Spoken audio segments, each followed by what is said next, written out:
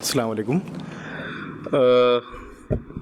दो बातें। पहली बात तो ये कि अ, इस टॉपिक पे मैं काम ज़रूर करता हूँ। यहाँ पर मैं कोई लेक्चर वगैरह नहीं दूंगा। जो मैं सोचता हूँ उसको आपसे शेयर करूँगा और ये मेरे अपने सवाल हैं। हो सकता है गलत भी हों और जो जवाब मैं अपने सवालों के लिए ढूंढ रहा हूँ वो मेरे अपने जवाब हैं और उसके लिए भी मैं नहीं चाहूँगा कि आप उनको मेरी नज़र से देखें, बल्कि आप एक तनक़ीदी नज़रिया रखिए और ज़्यादा बेहतर होगा कि हम इसको लेक्चर की बजाय एक बातचीत में बदल दें तो ज़्यादा मुनासिब होगा। क्योंकि जिस दौर में हम रह रहे हैं, मैं अभी बस सोचता हुआ यही आ रहा था कि काश कोई दूसरा जवाब शिकवा लिख दिया जाए। तो दूसरा जवाब शिकवा तो शायद ही कोई लिखेगा, तो हमें ही अपने सवालों के जवाब जिससे हम जो हमारे अपने ही दिलों में कहीं पर हैं उन्हीं पर बात करनी पड़ेगी। मैं इस जो मेरा अपना काम है उस पर बाद में आऊँगा, लेकिन दो चीज़ें मैं कहना चाहता हूँ। एक चीज़ ये है और वो फिर मैं अपने जो भी आर्गुमेंट्स हैं उसमें रखने की कोशिश करूँगा कि पिछले 3 सालों में बहुत इंटरेस्टिंग है। अगर हम थोड़ा सा उठा कर देखें, पिछले यूपीए 1 से लेकर और जो ये सरकार है जिसको कि मोदी सरकार कहा जाता है, कहना नहीं चाहिए क्योंकि ये एनडीए की सरकार है। थोड़े तकनीकी एक फ़र्क है एनडीए की सरकार में, बीजेपी की सरकार में और मोदी की सरकार में, लेकिन ये हमको इस तरह से बताई गई है कि हम सभी की ज़बान में मोदी सरकार एक लफ्ज़ आ गया, जो कि गलत है, मुझे ऐसा लगता है। क्योंकि तकनीकी तौर पर ये एनडीए की सरकार है और जो लोग भी हिंदुस्तानी सियासत या हिंदुस्तानी दस्तूर को जानते हैं उनको ये पता है कि पार्लियामेंट में 2/3 मेजॉरिटी होना, एब्सोल्यूट मेजॉरिटी होना, उसके क्या मायने हैं। ये सरकार को 272 से ज़्यादा सीटें मिली, इसलिए भाजपा को ये अधिकार मिला कि वो अपनी सरकार बनाए। लेकिन इसके साथ ही साथ में ये ऐसी सरकार नहीं है जो कि कोई भी फैसला बिना किसी सहयोगी पार्टी के ले सके। इस बात का फ़र्क हमको थोड़ा सा डेमोक्रेटिक पॉलिटिक्स को मद्देनज़र रखते हुए करना पड़ेगा। जो यूपीए 1, यूपीए 2 जब सच्चर कमीशन रिपोर्ट आई और हम लोगों ने उसको बहुत ही ज़्यादा अप्रिशिएट किया और इतना अप्रिशिएट किया कि शायद हमने उसके अंदर जो भी कुछ हम तनकीदी नज़रिए से उसको देख सकते थे उसको भी भूल गए। तो एक कहानी हमारे सामने चली, एक मुसलमान की एक इमेज हमारे सामने आई जो यूपीए 1 और यूपीए 2 के ज़माने में थी, वो थी बैकवर्ड की। एक कहानी आई जो कि विक्टिमहुड की थी। लेकिन पिछले 3 सालों में ये विक्टिमहुड की कहानी एकदम से कहीं गायब हो गई है और अब जो कहानी आई है वो एग्रेसर की है। या तो एग्रेसर की है या फिर एक ऐसी एंटिटी जिसके बारे में कोई भी दिलचस्पी या कोई भी नाम तक नहीं लेना चाहता। याद रखिए कि किसी भी चीज़ का नाम ना लेना भी एक ख़ास किस्म की पॉलिटिक्स होती है। अगर मैं आपको निगलेक्ट करूं, मैं आपको कहूं कि आप ख़राब हैं, तो मैं आपके एग्जिस्टेंस को रिकॉग्नाइज़ कर रहा हूं। मैं कह रहा हूं, मैं मान रहा हूं कि आप हैं, आप ख़राब हैं, बुरे हैं। लेकिन अगर मैं आपको इग्नोर करना शुरू कर दूं और इस तरह से इग्नोर करूं कि वो ख़राबियां जो मैं आपकी बताना चाहता हूं बताता रहूं लेकिन आपको एड्रेस ना करूं, तो उससे ज़्यादा बड़ा असर पड़ेगा। ये एक ख़ास किस्म की पॉलिटिक्स है जो पिछले 3 सालों में उस जो विक्टिमहुड की कहानी हमको सरकारी तौर पे समझाई गई थी उसके ख़िलाफ़ आई थी। मैंने सोचा था कि मैं इस पर कुछ बात करूंगा, लेकिन नदीम भाई को लगा कि शायद ये बेहतर होगा कि मैं जो नुमाइंदगी का सवाल है जिस पर कि मैं काम भी करता रहा हूँ कोई 10-11 साल से, उस पर अपनी बात रखूँ। एक और बात मैं कहना चाहता हूँ कि जब भी आपको लगे कि कोई सवाल है जो कि पेचीदा सवाल है और आपको लगता है कि आपको उठा सकते हैं तो आप उसको उठाइए, हम लोग बात करेंगे। इसको हमें बातचीत के लेवल पर रखना चाहिए। मेरा ऐसा मानना है, हमारे एक मरहूम उस्ताद थे इकबाल अंसारी साहब, उन्होंने शायद एक बहुत अच्छी किताब लिखी, मुस्लिम पॉलिटिकल रिप्रेजेंटेशन इन इंडिया। और जो लोग पॉलिटिकल साइंस या सोशल साइंसेस के बारे में थोड़ा बहुत जानते हैं उनको पता है कि ये अपनी तरह का पहला ऐसा काम था जिसमें उन्होंने एक बहुत अच्छा आइडिया दिया था जिसका नाम उन्होंने दिया था मुस्लिम पॉलिटिकल अंडर रिप्रेजेंटेशन। और जो उनका बेसिक आर्ग्यूमेंट था वो ये था कि मुसलमानों की जो पॉपुलेशन है उसके बरक्स पार्लियामेंट का मतलब लोकसभा और विधानसभाओं में मुसलमानों के कितने एमपी और एमएलए हैं, उसकी उन्होंने एक सिस्टमैटिक स्टडी की थी 1952 से लेकर 2004 तक। ये किताब 2006 में शाया हुई, उसके बाद में उनका इंतकाल हो गया। बहुत पाथ ब्रेकिंग किताब है और बहुत ही सिग्निफिकेंट किताब है। लेकिन मैं इस किताब से पूरी तरह से सेटिस्फाइड नहीं हूँ, 2 वजहों से।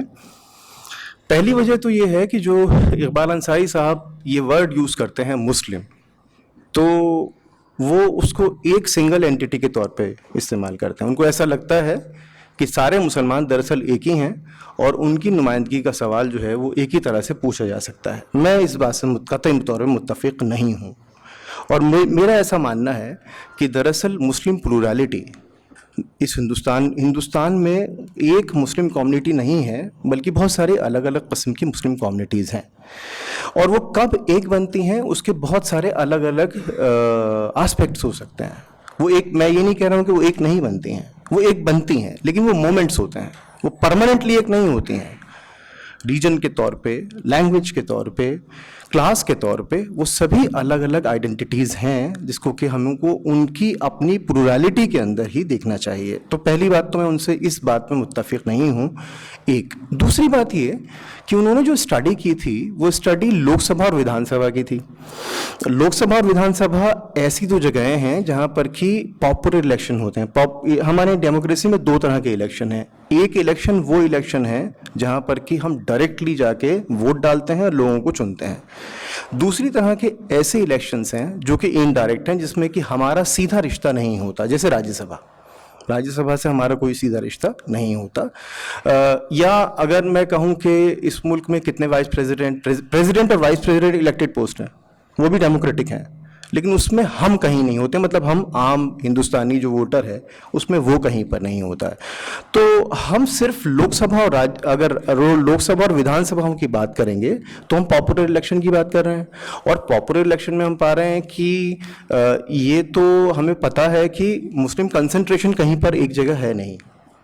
ऐसा नहीं होता। अगर आप पूरा डेमोग्राफी उठाकर देखें हिंदुस्तान की, तो बड़ा मुश्किल है ये कह पाना कि लोकसभा की सीटें या विधानसभा की सीटों को इस तरह से कार्व आउट किया जाए, इस तरह से बनाया जाए, उनको इस तरह तय किया जाए कि मुसलमान को चुने। पहली बात। दूसरी बात ये कि कॉन्स्टिट्यूशनली जब कॉन्स्टिट्यूंट असेंबली बन रही थी तो एक दिवाकर कमेटी कॉन्स्टिट्यूट हुई थी और उसके रिकमेंडेशन ये थे कि जो वोटर की आइडेंटिटी है वो सेकुलर आइडेंटिटी है। इसलिए अगर आप देखें कि जो आपका वोटर कार्ड है, तो वोटर कार्ड टॉप बना है, लेकिन इलेक्टोरल रोल्स में जो नाम लिखे जाते हैं वो नाम, father's name, husband name, age, region, यही है। यहाँ तक कि ये किसी के लिए भी अलग नहीं है। इसकी प्रैक्टिकलिटी में मजा, ये थ्योरी की बात कर रहा हूँ। थ्योरेटिकली जो वोटर की आइडेंटिटी है वो सेकुलर आइडेंटिटी है, उसका कोई मज़हब नहीं है, उसका कोई कास्ट नहीं है। यहाँ तक कि अगर आप कास्ट के बेसिस पर भी रिजर्वेशन की बात करते हैं, तब भी आप जब इलेक्शन लड़ने जाते हैं तब आपको अपना कार्ड देना, अपना सर्टिफिकेट दिखाना होता है। उस वक्त में अपना सर्टिफिकेट नहीं दिखाना होता जबकि आप वोट डालने जाते हैं।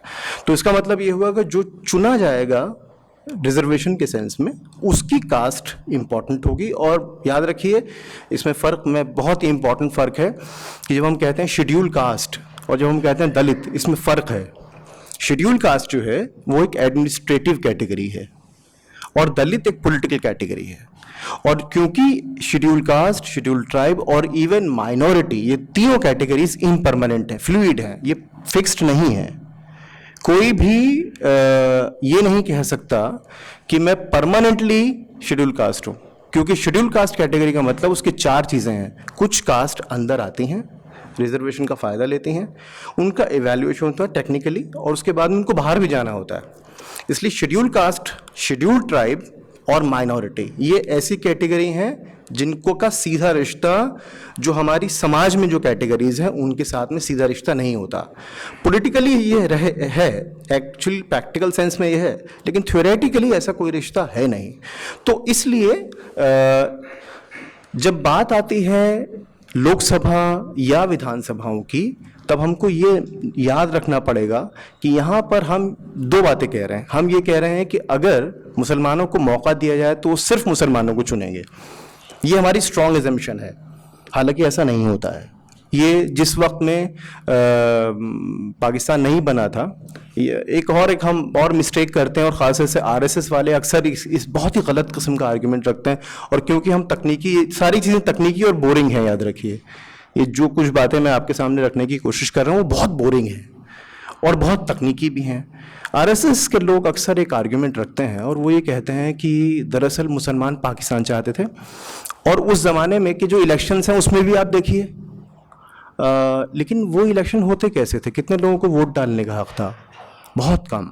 जिन लोगों की जो इनकम होती थी वो 3,000 रुपये, ये मैं बात कर रहा हूँ 1919 की, 1919 में 3,000 रुपये की बहुत वैल्यू थी। तो जिन लोगों की आमदनी 3,000 या उससे ज़्यादा हुआ करती थी, उन्हीं लोगों को वोटिंग राइट हुआ करता था, औरतों को वोटिंग राइट नहीं होता था। तो वो बहुत कम नंबर थे, और इसी वजह से जो कॉन्स्टिट्यूएंसीज थी वो भी दो हिस्सों में बांटी जाती थी उस ज़माने में। पॉपुलर इलेक्शन तो होते ही नहीं थे। एक वो कॉन्स्टिट्यूएंसीज होती थी जिनको कहा जाता था जनरल कैटेगरी, एक मुस्लिम कॉन्स्टिट्यूएंसीज होती थी, और इसके अलावा दूसरे इंटरेस्ट की भी कॉन्स्टिट्यूएंसीज होती थी, जैसे ट्रेडर्स, कि ट्रेडर अपने नुमाइंदगी कैसे करेंगे वगैरह वगैरह। तो बाद में डिप्रेस्ड क्लासेस आ गई, यानी वो क्लासेस जो कि अनटचेबल्स हैं, जिनका एक बहुत बड़ा आर्गुमेंट जो है वो अंबेडकर रखते हुए नजर आते हैं। तो कहने का मकसद ये है कि ये कॉलोनियलिज्म के टाइम की बात है, ये 1919 से 1947 तक की बात है। लेकिन 1919 से 47 तक का जो माइंडसेट है, जो बातचीत है, जो नैरेटिव है, वो नैरेटिव ऐसा लगता है कि आज की पॉपुलर पॉलिटिक्स में है, जैसे मेजॉरिटी और माइनॉरिटी। अक्सर ये कहा जाता है कि हिंदुस्तान में दरअसल दो ही कौमें हैं, हिंदू और मुसलमान, और दोनों मेजॉरिटी और माइनॉरिटी में बहुत आसानी से बांटी जा सकती हैं। This is absolutely wrong. ये बिल्कुल सरासर तौर पे गलत है। क्यों? क्योंकि सुप्रीम कोर्ट के बहुत सारे फैसले ये कहते हैं कि आप कोई भी नेशनल माइनॉरिटी और नेशनल मेजॉरिटी तय नहीं कर सकते, क्योंकि मेजॉरिटी और माइनॉरिटी अगर आपको मजहबी एतबार से तय करनी होगी तो वो आपको स्टेट के लेवल पर करनी होगी। हर एक स्टेट में मेजॉरिटी और माइनॉरिटी अलग होंगे। तो जो ये आर्ग्यूमेंट दिया जाता है कि मुसलमान जो थे वो पाकिस्तान चाहते थे, आज भी सेपरेटिस्ट हैं, तो इसमें ये फ़र्क करना होगा कि ये ज़बान जो है ये 1919 से 47 तक की ज़बान है, जिसको कि आज हमें बराबर सुनाया बताया जा रहा है। तो इसको थोड़ा सा हम तकनीकी अगर बुनियादों पर देखेंगे तो इस तरह के आर्गुमेंट्स का हम एक जवाब दे सकते हैं, ऐसा मुझे लगता है। एक चीज़, जब भी हम मुस्लिम नुमाइंदगी की बात पोस्ट कॉलोनियल इंडिया में करें तो हमको ये फ़र्क करना पड़ेगा कि उसको 1947 से पहले वाली पॉलिटिक्स और उस ज़माने के जो लीगल कॉन्स्टिट्यूशनल स्ट्रक्चर्स थे उनके अलग करके देखना चाहिए, उनके साथ जोड़ के, या वैसी ये पॉलिटिक्स है नहीं। दूसरी चीज़ जो मुझे लगती है वो ये लगती है कि हमारे जो इंस्टीट्यूशंस हैं पोस्ट कॉलोनियल इंडिया के, उनका नेचर क्या है। वो इंस्टीट्यूशन जो 1950 के बाद या कॉन्स्टिट्यूशनली इस्टेब्लिश किए गए हैं, उनका नेचर क्या है? क्या उसमें हम मुस्लिम नुमाइंदगी के सवाल को एक ही तरह से पूछ सकते हैं? मुझे लगता है कि नहीं पूछ सकते हैं, और इसका एक मैं एग्जाम्पल आपको देना चाहता हूँ, वो है राज्यसभा। मैंने अभी राज्यसभा में मुस्लिम नुमाइंदगी के सवाल को गिनने की कोशिश की है, और हाँ, एक बहुत दिलचस्प चीज़ आई, उसका एक मेथड अलग है। क्यों? क्योंकि राज्यसभा में हम ये पाते हैं कि 2/3 जो मेंबर्स हैं वो हर 2 साल में 1/3 जो है, 1/3, 1/3 वो रिटायर हो जाते हैं। तो ये एक सर्किल चलता रहता है, और हर एक मेंबर का 6 साल का टर्म होता है। तो इस तरह से अगर हम टर्म वाइज देखें और अगर हम स्लॉट वाइज देखें तो कुल मिला के अभी तक तकरीबन कोई 1500 मेंबर्स राज्यसभा के बनते हैं, और उन 1500 मेंबर्स में जो मुस्लिम रिप्रेजेंटेशन अलग तरीके से अगर हम काउंट करें तो वो तकरीबन 10% बनता है। ये बिल्कुल, मतलब ये तकरीबन आधे से ज़्यादा है। लोकसभा में 5% और राज्यसभा में 10%। तो राज्यसभा के 10% को हम कैसे इवेल्युएट करेंगे? राज्यसभा का नेचर अलग है, जहाँ पर कि डायरेक्ट इलेक्शन नहीं होता है। इसी तरह से अगर हम पोस्ट की बात करें, अगर हम वाइस प्रेसिडेंट और प्रेसिडेंट की बात करें, तो उसमें भी अगर हम उसको टोटल वाइस प्रेसिडेंट और और उसको अगर हम उसको कंपेयर करें पॉपुलेशन डेटा से, तो बहुत साफ एक बात है कि वाइस प्रेसिडेंट के लेवल पर और प्रेसिडेंट के लेवल पर भी मुस्लिम रिप्रेजेंटेशन बहुत अच्छा है। ये बात बहुत इंपॉर्टेंट है। क्यों? 1979 में बीबीसी के साथ एक इंटरव्यू में इंदिरा गांधी से एक सवाल पूछा गया। सवाल ये था कि आपने बहुत एट्रॉसिटीज़ की हैं तुर्कमान गेट ख़ास तौर से 1977 में, और ऐसा माना जाता है कि आपने मुस्लिम नुमाइंदगी के सवाल को नहीं उठाया। इंदिरा गांधी को हिंदुस्तानी राजनीति और शायद स्ट्रक्चर्स की सबसे ज़्यादा अच्छी समझ थी। उनका जवाब बहुत ही दिलचस्प था। उन्होंने कहा था कि आप लोकसभा मत देखिए, लोकसभा में तो सभी वोट देते हैं, आप पार्टीज को भी मत देखिए, आप ऐसे इंस्टीट्यूशंस को देखिए जहां पर कि स्टेट का सीधा रिश्ता होता है, जिसमें स्टेट रोल प्ले करता है, सरकार रोल प्ले करती है, ना कि लोगों पर आप जाकर देखेंगे। और अगर आप देखें, ये इंदिरा गांधी का आर्ग्यूमेंट है कि आप देखें राज्यसभा, प्रेसिडेंट, वाइस प्रेसिडेंट, उसमें तो मुस्लिम नुमाइंदगी हमेशा पॉपुलेशन से ज़्यादा है। ये बहुत इंपॉर्टेंट और इंटरेस्टिंग आर्ग्यूमेंट है। इसको ही अगर हम पार्टियों में भी बांट कर देखें कि क्या कौन सी पार्टी कितना किसको देती है, तो बहुत इंटरेस्टिंग है कि कांग्रेस सबसे ज़्यादा मुस्लिम, राज्यसभा में कांग्रेस के सबसे ज़्यादा मुस्लिम रिप्रेजेंटेटिव्स रहे हैं अभी तक। लेकिन क्या बीजेपी ने कभी इस नॉर्म को तोड़ा है? नहीं, बीजेपी ने भी नहीं तोड़ा है। बीजेपी ने भी अपने मुस्लिम फेसेस को एकोमोडेट करने के लिए राज्यसभा का सहारा लिया है। तो जो ये लार्जर पॉइंट मैं यहाँ पर कहना चाहता हूँ वो ये कि नुमाइंदगी के सवाल के कुछ नॉर्म्स होते हैं, और वो नॉर्म्स हमेशा हर पॉलिटिकल पार्टी अपने अपने तरीके से प्ले आउट करती रहती है। ऐसा नहीं है कि कुछ नॉर्म्स को कोई तोड़ के आगे चला जाएगा, और जिसका बहुत बहुत दिलचस्प एग्जाम्पल है, और वो एग्जाम्पल है 2014 के बाद का इलेक्शन के बाद अगर नरेंद्र मोदी चाहते तो बहुत आराम से मिनिस्ट्री ऑफ माइनॉरिटी अफेयर्स को ख़त्म कर सकते थे। लेकिन नॉर्म है कुछ पॉलिटिक्स के, और उन नॉर्म्स के तरीके में आपको उसको रखना है, आपको मिनिस्ट्री ऑफ माइनॉरिटी अफेयर्स को रखना है। ये अलग बात है कि आप उसका बजट कम कर दें, आप उसकी एक्टिविटीज़ को रिड्यूस कर दें, आप मुस्लिम रिजर्वेशन के सवाल को बिल्कुल ये कह दें कि इस पे तो हम बात ही नहीं करेंगे, ऐसी चीज़ें भी हो सकती हैं, लेकिन आप रखेंगे। तो इसका मतलब ये हुआ कि कुछ ऐसे पॉलिटिकल नॉर्म्स हैं जो कि इस्टेब्लिश होते हैं, जिनको कि बाईपास नहीं किया जाता। तो जब भी हम मुस्लिम नुमाइंदगी की बात करें तो हमें इसकी बात करनी चाहिए। तीसरी चीज़ जो मुझे लगता है वो ये है कि हमको नुमाइंदगी के सवाल को अलग अलग कॉन्टेक्स्ट में अलग अलग तरीके से देखने की ज़रूरत है। सन 50 के दौर में नुमाइंदगी, देखिए तब नई नई आज़ादी मिली थी और पॉपुलर पॉलिटिक्स बिल्कुल नई थी, याद रखिए। ये थोड़ी सी एक दिलचस्प बात है कि मुस्लिम लीग और कांग्रेस की पॉलिटिक्स में एक बहुत बुनियादी फ़र्क था। कांग्रेस और left parties, left socialist Congress, Muslim League को आप अलग कर दीजिए, ये ऐसी पार्टियां रही हैं, अगर आप बिल्कुल नीचे के लेवल पर देखेंगे तो इनके पास में एक एजेंडा हुआ करता था, पॉलिटिकल एजुकेशन जिसको कहा जाता था। हर एक पॉलिटिकल पार्टी एक्सेप्ट मुस्लिम लीग, क्योंकि उसका मुझे कहीं पर कुछ देखने को मिला नहीं है। एक चीज़ होती थी जिसको कहा जाता था पॉलिटिकल एजुकेशन। तो अगर आप 1946 का कांग्रेस मैनिफेस्टो देखें तो कांग्रेस मैनिफेस्टो दो बातें बताता है। एक बात ये बताता है कि हम चुनाव क्यों लड़ रहे हैं, और दूसरी बात वो ये बताता है कि आपको दरअसल वोट कैसे डालना है, कितनी पेटियां लगी होंगी, आपके हाथ पे स्याही कैसे लगेगी, आप अंदर कैसे जाएंगे, और इसको एक्सप्लेन करता है सिंपल लैंग्वेज में। तो ये फ़र्क है पॉलिटिकल एजुकेशन का। जैसे ही हम आज़ाद होते हैं, नहीं, जैसे आज़ादी के फ़ौरन बाद, ये बहुत अजीब बात है, और इसमें शायद कुछ लोगों के अलावा किसी की भी फारसाइटनेस मुझे नज़र नहीं आती है कि वो दूर से इस बात को देखते कि इंस्टीट्यूशंस का नेचर बदलने वाला है आज़ादी के बाद। और मुझे याद आता है मौलाना मौदूदी की एक तकरीर है मद्रास में, जो आज़ादी से कुछ महीने पहले है, जिसमें वो इस बात की तरफ साफ इशारा कर रहे हैं कि जो अगला इंस्टीट्यूशनल लॉजिक है पॉलिटिक्स का वो बदलने वाला है। इसलिए जो मुस्लिम रिप्रेजेंटेशन का सवाल है उसको भी हमें अलग तरीके से पूछना चाहिए। बदकिस्मती ये है कि शायद उस स्पीच को इतना हमने मोनूमेंटलाइज कर दिया है, इतना फिक्स्ड कर दिया है कि वो एक स्पीच ना होकर सरमन बन गई है, एक खुतबा बन गई, जबकि उसमें बहुत कुछ ऐसी चीज़ें हैं जिनको बड़ा क्रिएटिवली समझा जा सकता है। उसके बरक्स अगर हम मौदूदी की वो वाली तकरीर और मौलाना आज़ाद की दिल्ली में दी गई तकरीर को देखें, जिसमें कि वो बहुत रोमांटिसाइज करते हैं अपने आप को। मौलाना की अक्सर तकरीरें, मौलाना आज़ाद की, मैं बहुत उनकी इज़्ज़त करता हूँ, लेकिन मुझे उनमें एक ख़ास किस्म का सेल्फ ग्लैमराइजेशन लगता है।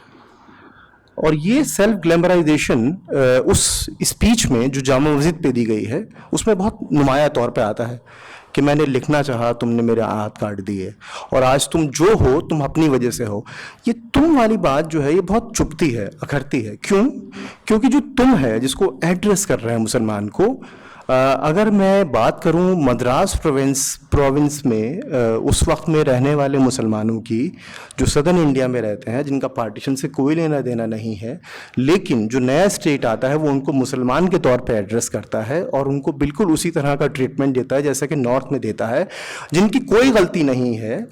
और इंस्टीट्यूशन की समझ जितनी कम मुसलमानों की थी उतनी किसी को भी नहीं थी। याद रखिए कि आगे वोट कैसे डाले जाएंगे, एक बहुत अजीब बात है। ऐसा लग रहा है कि मौलाना आज़ाद को ये जो वो ब्लेम गेम करते हैं, तो ऐसा लग रहा है कि उनको ये मालूम है कि मुसलमानों को मालूम है कि पार्टीशन का क्या मतलब था, उनको मालूम है कि मुसलमानों को मालूम है कि जो ऑप्शंस उनके पास रखे गए हैं 1946-47 में, इसके बारे में उनको पूरा पता है।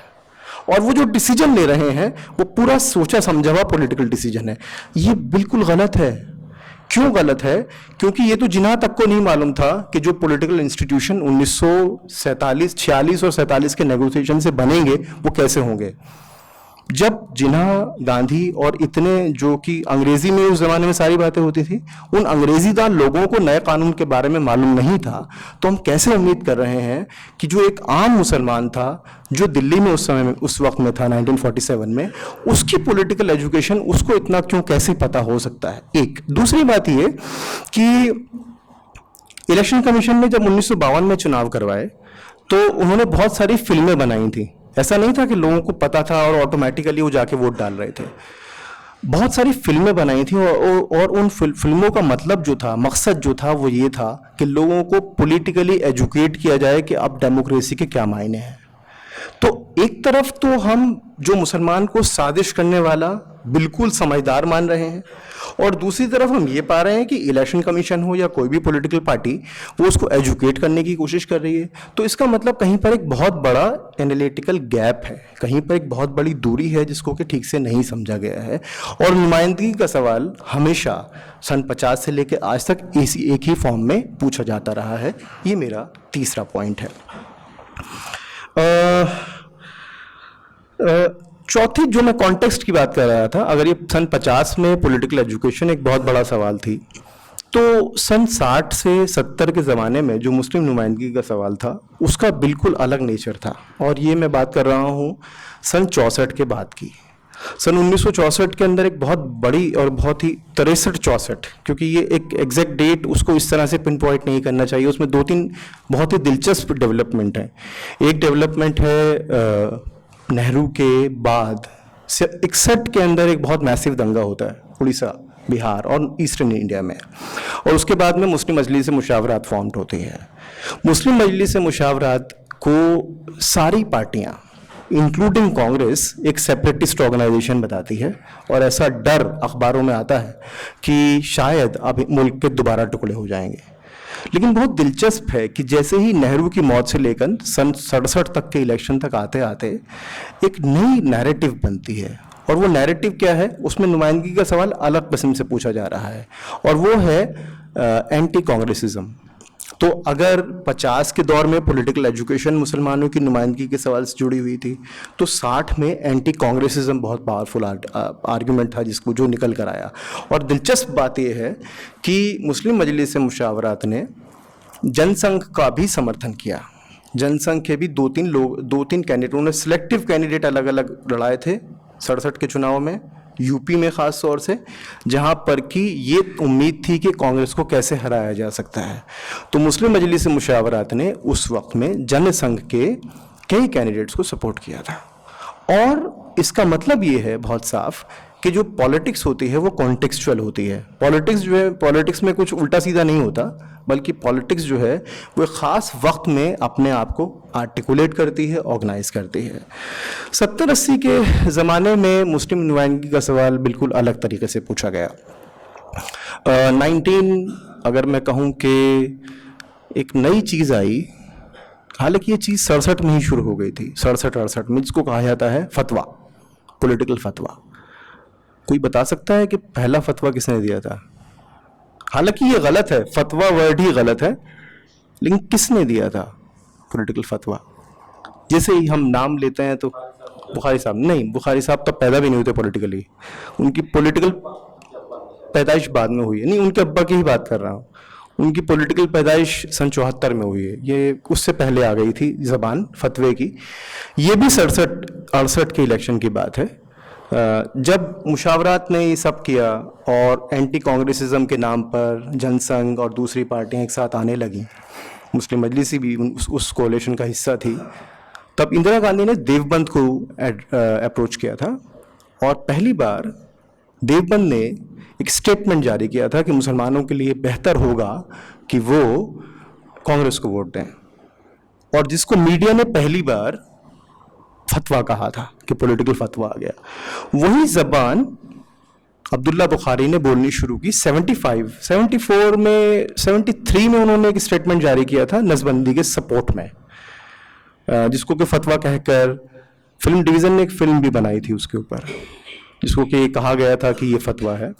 बाद में उनका स्टैंड बदल गया, उनकी एक डिफरेंट एक स्टोरी है, एक डिफरेंट ट्रजेक्टरी है, लेकिन ये फतवा पॉलिटिक्स बहुत पॉपुलर हो गई और एक बार फिर ये बात साफ हो गई कि दरअसल हिंदुस्तान में सिर्फ एक ही मुस्लिम कम्युनिटी है और वो हाईली मजहबी है और उसके मजहबी रहनुमा जो बोलते हैं वो करती है। और इसीलिए अब एक चीज़ है, ये याद रखिए, जिस वक्त में मुस्लिम वोट बैंक, ये भी सन 60-70 के दशक में इस टर्म पैदा हुई है, लेकिन पॉपुलर जो हुई है ये 80 और 90 के ज़माने में हुई है। और एक बार फिर इसमें नुमाइंदगी का सवाल जो है वो इस तरह से आया कि तमाम मुसलमान जो है वो डिसाइसिव वोट है।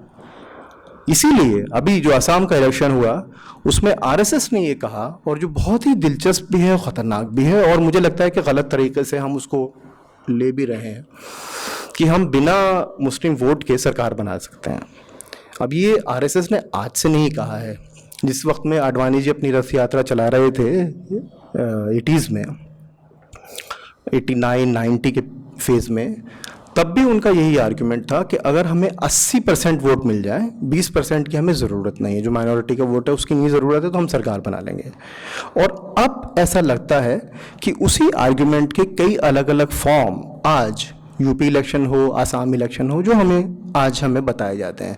लेकिन यहाँ पर सवाल ये है कि नेशनल माइनॉरिटी और नेशनल मेजॉरिटी के सवाल को हम किस तरह से एड्रेस करेंगे, इस पर हम बातचीत कर सकते हैं। मैं सिर्फ इस बात को फ्लैग करके छोड़ रहा हूँ। 90s में, और जैसे मैंने कहा, और ये अगर मुस्लिम नुमाइंदगी का सवाल, फिर आखिरी सवाल जो आज का, जो जिससे मैंने अपनी बात शुरू की थी, कि आज जो ये पूरा मुस्लिम नुमाइंदगी का सवाल UPA 1 UPA 2 में पूछा गया, वो बहुत ही अलग तरीके से पूछा गया। और एक पूरी जो कहानी थी मुस्लिम विक्टिम, याद रखिए UPA 1 UPA 2 ने कुछ नहीं किया, सिर्फ 2 एकेडमिक रिपोर्ट, 2 या 3 एकेडमिक रिपोर्ट हमें दे दी, और उन एकेडमिक रिपोर्ट्स के साथ फिर उन एकेडमिक रिपोर्ट पर एक और एकेडमिक रिपोर्ट भी आई, कुंडू कमीशन रिपोर्ट, कि उन एकेडमिक रिपोर्ट में जो किया गया था वो क्यों नहीं हुआ। तो बेसिकली ये एकेडमिक एक्सरसाइज थी, एडमिनिस्ट्रेटिव एक्सरसाइज नहीं थी, चाहे वो सच्चर हो, रंगनाथ मिश्रा कमीशन रिपोर्ट हो या कुंडू कमीशन रिपोर्ट हो। इसका कोई भी लेना देना किसी भी तरीके से एडमिनिस्ट्रेटिव एक्शन पे नहीं है, एकेडमिक एक्सरसाइज है। मैं भी 10 किताबें लिख सकता हूँ, उन्होंने भी एक किताब लिख दी और उनके पास में एक्सेस था। एक बहुत इंटरेस्टिंग और इम्पॉर्टेंट क्रिटिसिज्म है मेरा सच्चर कमीशन रिपोर्ट पर, और उसके बाद में फिर मैं इसको वक्त से पहले ख़त्म करके मैं चाहता हूँ कि हम थोड़ी बातचीत और करें बिल्कुल आज के हालात पर। वो क्रिटिसिज्म ये है कि सच्चर कमीशन रिपोर्ट का जो दूसरा चैप्टर है, वो चैप्टर ये कहता है कि वो परसेप्शन का चैप्टर है। ये लोग गए हैं और जाकर इन्होंने मुसलमानों से बात की है, मुस्लिम NGOs, बहुत अलग अलग किस्म के, अलग अलग तबकों के लोगों से बात की है। और जब ये आर्टिजन्स क्लास से मिलते हैं, यानी जो कारीगर क्लास है उससे जब मिलते हैं, जब उनसे बात करते हैं, तो वो आर्टिजन क्लास बराबर ये बात कह रही है कि जब से इस मुल्क में लिबरलाइजेशन हुआ है तब से हमारे धंधे बंद हो गए हैं। ठीक है, उनके लिए सबसे बड़ा ख़तरा ये है कि जब से 91 से स्टेट सपोर्ट जो थोड़ा बहुत आर्टिजन क्लास को थोड़ा बहुत, यानी कि बहुत ये रेडिकल सपोर्ट था स्टेट का, वो भी ख़त्म हो गया। और अब जिस मार्केट में हम compete करते हैं उस मार्केट में बड़े प्लेयर्स पहले से बैठे हुए हैं। ये परसेप्शन चैप्टर के अंदर बार बार आती है बात, जो दूसरा चैप्टर है। लेकिन पूरी की पूरी रिपोर्ट में कहीं पर भी लिबरलाइजेशन वर्ड नहीं आता। जब भी मुसलमानों की इकोनॉमी पर बात करने की बात होती है तो हमको रिपोर्ट के अंदर एक फुटनोट मिलता है, और फुटनोट के अंदर एक कहा जाता है, बताया जाता है कि अगर आपको इसके बारे में कुछ जानकारी लेनी है तो आप अर्जुन सेन गुप्ता कमेटी रिपोर्ट देखिए। अब दिलचस्प बात यह है कि अर्जुन सेन गुप्ता कमेटी रिपोर्ट तो मुसलमानों के लिए है नहीं, वो तो अनऑर्गेनाइज सेक्टर के लिए है। तो इसका मतलब जो मैसीनेस है, यानी एक बार फिर जो सवाल रेज किया गया, जो सवाल नीचे से आया था, उसका जवाब यहाँ से नहीं दिया गया है। तो ये रिपोर्ट क्या बनी? ये पॉलिटिकली करेक्ट रिपोर्ट है, यानी आपको you have to keep everyone happy, हर एक सेगमेंट को आपको खुश रखना है। और उसका नतीजा क्या हुआ? नतीजा ये हुआ कि मुस्लिम विक्टिमहुड की कहानी बहुत आसानी से अगले 4-5 साल में बहुत आसानी से, जैसे बहुत दिलचस्प है मुस्लिम रिजर्वेशन का मामला। मुस्लिम ऑर्गेनाइजेशंस ने, जहाँ जितना मैं जानता हूँ, कभी भी मज़हब के बेसिस पर किसी ने भी ये कहकर रिजर्वेशन नहीं मांगा कि हमको मज़हब के आधार पर रिजर्वेशन देना चाहिए नौकरियों में, बिल्कुल नहीं। हमेशा जो भी आर्ग्यूमेंट शहाबुद्दीन साहब से लेके अली अनवर साहब, इन सब की पोजीशन से अलग अलग हैं, ये अलग अलग तरह की बातें कर रहे हैं, लेकिन इन सभी का एक आर्ग्यूमेंट है, और आर्ग्यूमेंट ये है कि हमको मज़हब के बुनियाद पर रिजर्वेशन नहीं चाहिए, हमको बैकवर्डनेस। आप इवैल्यूएट कीजिए हमारी सिचुएशन, और उस इवैल्यूएशन के मुताबिक आप ये तय कीजिए कि हमको ओबीसी कैटेगरी में आप कैसे रखेंगे। इसके अलग अलग डायमेंशन है, मैं उसमें नहीं जाऊंगा। लेकिन सारी पॉलिटिकल पार्टीज बराबर ये कह रही हैं कि हम मुसलमानों को मुसलमान के नाते रिजर्वेशन देंगे, हालांकि वो ऐसा कर भी नहीं रहे हैं। रिसेंटली तेलंगाना के अंदर ये हुआ, तो उससे जो पॉपुलर इमेजिनेशन बना, पहली बात विक्टिमहुड की कहानी, सच्चर कमीशन का ढिंडोरा हम सबको पीट दिया गया, बता दिया गया कि मुसलमान बैकवर्ड हैं। दूसरी बात, सरकार ने कहा कि हम बहुत सारे काम करने वाले हैं जिनको उनको कभी नहीं करना था। तो एक जो आपने जो अदरिंग होती है, आपने एक इमेज बना दी मुसलमान की कि ये बेनिफिशियरी है, ये एक नए किस्म का ऐसा जानवर है जो कि स्टेट के रिसोर्सेज सक करेगा। और यहाँ पर बार बार मनमोहन सिंह का वो स्टेटमेंट हमें याद दिलाया जाता है जिसमें उन्होंने कहा था कि पहला हक माइनॉरिटीज़ का होना चाहिए। एंड मेरे हिसाब से मनमोहन सिंह सही कह रहे थे, वो मुसलमानों की बात नहीं कर रहे थे, वो माइनॉरिटीज़ की बात कर रहे थे, यानी डिप्राइव्ड सेक्शन ऑफ सोसाइटी। तो पहला हक तो सही बात है, नेशनल जो कंट्रीब्यूशन है उस पर पहला हक तो डिप्राइव्ड सेक्शन का होना ही चाहिए। और वो बिल्कुल ठीक कह रहे थे कि ऐसे स्टेट को जो कि रोल बैक कर चुका है, जो कि मार्केट ओरिएंटेड है, जो कहता है कि हमारा काम सिर्फ जो कॉन्फ्लिक्टिंग इंटरेस्ट है सोसाइटी में, अलग अलग लोग लड़ रहे हैं, हमारा काम सिर्फ उनके बीच में सुलह कराना है। आज का स्टेट का काम सिर्फ ये है, स्टेट एक्टिवली नहीं जाता है। मोदी जी की जो अभी की तकरीर है जिसमें उन्होंने कहा, जो यूपी इलेक्शन के फौरन बात की थी, जिसमें हमने आधी तकरीर को उठा के मीडिया ने उसको कहा, लेकिन आगे वो बहुत इंटरेस्टिंग बात थी एक और, जिसमें उन्होंने कहा कि जो लोग जीतते हैं डेमोक्रेसी उससे चलती है, सबके साथ से चलती है, सबका साथ सबका विकास। उसमें यूपी इलेक्शन के बाद पहला स्टेटमेंट था मोदी का, उसमें वो कहते हैं कि ये जो जीत है इसमें हमारा काम सिर्फ ये है कि हम गरीब आदमी को सिर्फ ये बता दें कि रास्ता कहाँ पर है ना। ये बहुत इंपॉर्टेंट है। स्टेट ये कह रहा है कि हमारी जिम्मेदारी नहीं है कि हम मार्जिनलाइज सेक्शन को कैसे एम्पावर करेंगे, हमारी जिम्मेदारी सिर्फ ये है कि हम बता देंगे मार्केट कहाँ है।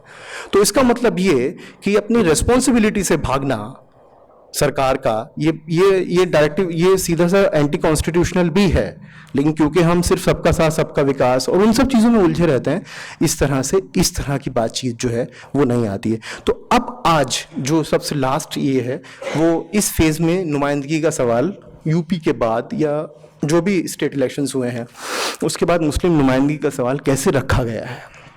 जैसे मैंने कहा कि बीजेपी ने 2000, ये बीजेपी दूसरी बीजेपी, ये वो वाली बीजेपी नहीं है जो राम मंदिर वाली बीजेपी थी, ये डिफरेंट बीजेपी है। ये इसलिए डिफरेंट है कि ये कहती है, ये वाली बीजेपी जो अमित शाह या नरेंद्र मोदी की बीजेपी है, इसका बेसिक आर्गुमेंट ये है कि हम प्रैक्टिकल पॉलिटिक्स में यकीन करते हैं, आइडियोलॉजिकल पॉलिटिक्स में यकीन नहीं करते हैं। ये बहुत दिलचस्प बात है कि आइडियोलॉजिकल पॉलिटिक्स नहीं है हमारी, प्रैक्टिकल पॉलिटिक्स यानी विनेबिलिटी, हम कैसे जीतेंगे ये ज़्यादा इंपॉर्टेंट है। इसमें जो मुसलमान है उसको एड्रेस दो तरीके से किया जा रहा है। एक, मुसलमान को डिफरेंशिएट करके, डिफरेंशिएट मतलब एक अच्छा है एक बुरा है, गुड मुस्लिम बैड मुस्लिम। तो सूफी वाला अच्छा है, देवबंद वाला बुरा है, शिया अच्छा है, सुन्नी बुरा है, ठीक है। तो इस तरह से गुड और बैड का हर बहुत सारे लेवल पर गुड बैड, और अभी बहुत रिसेंटली और शायद उसको थोड़ा और आगे भी बढ़ाया जाएगा, अभी मोदी जी ने कहा अगड़ा और पिछड़ा, अगड़ा बुरा है पिछड़ा अच्छा है। तो मुसलमान जो है वो हमेशा सीधा नॉर्मल नहीं हो सकता, मुसलमान हमेशा अच्छा बुरा होगा, या तो अच्छा होगा या बुरा होगा, इसके बीच में नॉर्मल नहीं होगा। एक दूसरी चीज़ जो कि बहुत अहम है और मुझे लगता है कि उसको, मेरे पास में कोई जवाब उसका नहीं है, मैं सोचता हूँ और मुझे लगता है कि हम सभी को उस पर सोचना चाहिए कि मुसलमान को मुसलमान ना कहकर एड्रेस करना, और ये लिमिट है सबका साथ सबका विकास की। सबका साथ सबका विकास बहुत ही दिलचस्प थ्योराइजेशन है, नारा है। थ्योराइजेशन मतलब मोदी को आप इतना मत समझिए कि वो बहुत सोचते हैं, बहुत मतलब कोई इम्प्रेसिव आदमी नहीं है। फ्रैंकली मैं बहुत सोचता हूँ कि इस आदमी से इम्प्रेस हो जा सकता है, नहीं, तो ही इज एब्सोल्युटली नॉनसेंस, बिल्कुल। तो ये एक नारा है, इस नारे के पीछे जो प्रैक्टिकल पॉलिटिक्स है वो ये है कि हम एड्रेस नहीं करेंगे, हम मानेंगे नहीं कि कोई है, गुड बैड कभी कभी बोल देंगे, लेकिन उससे एसोसिएटेड जो नैरेटिव्स हैं, थोड़ा सा कॉम्प्लेक्स पॉइंट है, उससे जुड़ी हुई जो बातें हैं उन बातों को हम हमेशा हाईलाइट करते रहेंगे। जैसे टेररिज्म, नहीं, अभी कल राजनाथ सिंह ने बहुत ही इंटरेस्टिंग बात कही नॉर्थ ईस्ट के बारे में कि ऐसी पोटेंशियल कुछ एनजीओज में है नॉर्थ ईस्ट में जो कि टेररिस्ट हो सकते हैं और वो लोगों को डराते हैं। इसमें से नॉर्थ ईस्ट हटा दीजिए और इसको यूपी में ले आइए, कौन है टेररिस्ट, कौन से एनजीओज हैं? हिंदू युवा वाहिनी, आरएसएस, ये वही तो हैं जो कि डरा भी रहे हैं। तो डराने का मतलब तो टेररिज्म होता है। तो अगर नॉर्थ ईस्ट वर्ड हटा दिया जाए तो क्या हम हिंदू टेररिज्म को क्वालिफाई कर रहे हैं? बिल्कुल नहीं कर रहे हैं। तो इसका मतलब सीधा सा क्या है कि हम टेररिज्म वर्ड को इतना उन्होंने इसको मांझ दिया है कि ये आते ही मुसलमानों से जुड़ जाता है।